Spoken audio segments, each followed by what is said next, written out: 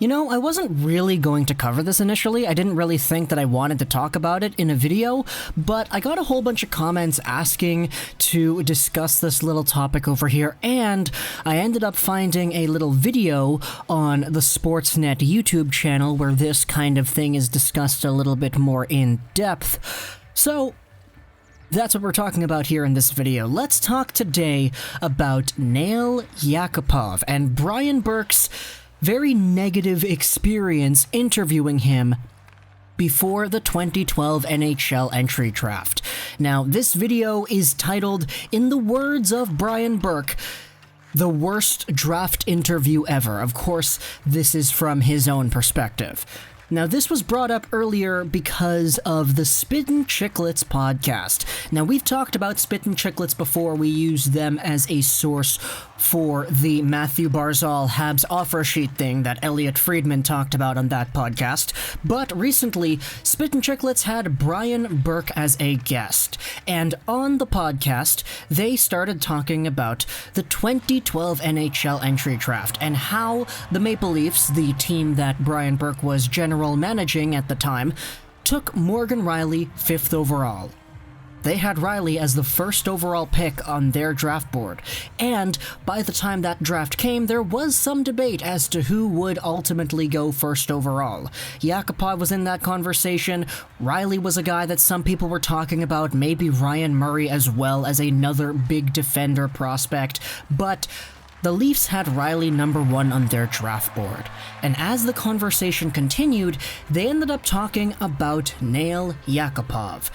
And this is what Brian Burke said about the eventual first overall pick. We weren't going to take him. His draft interview was the worst interview I've ever had in my life. Terrible. These were the reasons as to why Brian Burke said it went so poorly. He was defiant, obnoxious, and sullen. John Liley, one of our scouts, almost fought him in the interview, so it was not a good interview. Now that's all this article here from The Score gives us in recapping the Spittin Chiclets episode, but I went on and searched a little bit more into this and found this YouTube video from the Sportsnet YouTube channel in June of 2019. It's the worst NHL Combine interview I ever had was with Nail Yakupov with Brian Burke, and in the video he goes into a big little discussion about this, so I thought it would be interesting to go over some of the comments that he said over here. Starting things off, though, the question that they ask in the video is, who were the worst draft interviews you have had? And Brian Burke says that he has had 2 of them. The first one he didn't actually label because he says that the guy is still playing in the NHL today, so he doesn't want to, throw a monkey under the bus or whatever. But the second one, he goes full on record and he does say it is Nail Yakupov. Now, of course, this video was uploaded in 2019. Yakupov at this time is out of the league. He's not an NHLer anymore. But Burke goes on and says that Yakupov was also on the Leafs do not draft list. Now, Burke kind of goes into a different philosophical argument before getting into the story, which I thought was really, really interesting. So let's just go over that here. The do not draft list is a list in general that says no, we are absolutely not drafting this player. Now, Burke goes into the idea that some teams will have a different kind of no draft list, where a player isn't good enough to justify taking him in the first round, and they don't like him enough to take him in the first round, but if he's there in the second, then okay, we'll take him then. But that's something that Brian Burke goes against. He says, if he's a headache for my coach in the first round, he's going to be a headache for my coach in the second round, the third round, the fourth round, etc. So the player that he talked about that he didn't name, as well as Nail Yakupov, they were on Burke's, and in Yakupov's case, the Leafs' no draft list entirely. Burke in the interview then flat out labels Nail Yakupov as the worst draft interview he had had. He does say that it could be an aberration, which probably may be the case here, but Burke starts it off by saying that Nail Yakupov apparently seemed kind of insulted that he was even being interviewed by the Leafs in the first place. Now, Toronto had the 5th overall pick, and Nail Yakupov certainly wasn't a guy that people projected to go 5th overall. He was supposed to be gone earlier than that. So Burke labels it out right away that, yeah, there was this attitude to the interview where he was kind of insulted, almost as if he was subliminally saying, "You think I'm so bad that I will drop to 5th overall when everybody else says that I'm good enough to go 1st, 2nd, or 3rd overall? What are you doing, Toronto Maple Leafs?"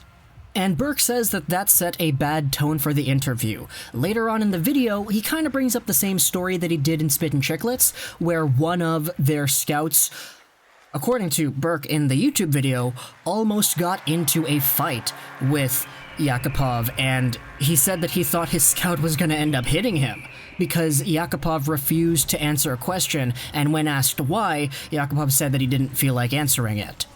Burke ends up by saying that he thinks that Nail Yakupov is indeed a good kid, but that interview was sour from the beginning, and as a result, the Leafs had him on a do not draft list. Now, it is kind of interesting to take a look at it just from the historical point of view, because the 2012 NHL Entry Draft today is pretty much Morgan Rielly's game. He's a guy who was taken 5th overall by the Leafs, by Brian Burke, and he's probably the best player out of that crop of players. I mean, he got 70 points a few years ago, so yeah, he's really good as a defenseman.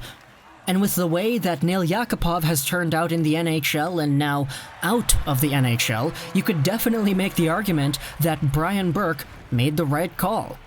It seemed to me like Nail Yakupov used up the majority of his energy on those Edmonton interviews, the guys who had the 1st overall pick, on the interviews with the Columbus Blue Jackets and probably the Habs, because they were those top 3 selections in that entry draft.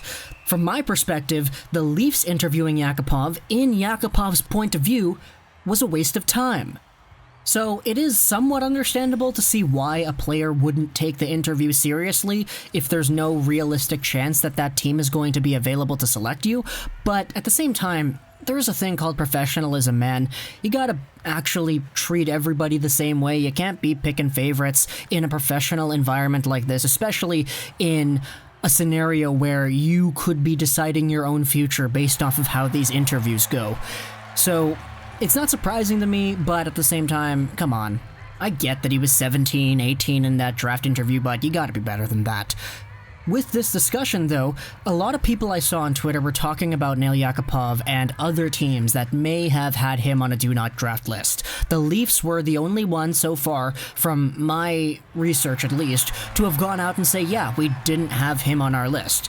But I know a lot of Oilers fans, the ones that are in my Twitter feed at least, were talking about things like, hey man, I wish the Oilers had Yakupov on a do-not-draft list too. I wish they didn't take this player because of how he turned out. And all of a sudden it comes back into that discussion of what the Oilers could have done with the 1st overall pick had they had known that Yakupov would have turned into Yakupov.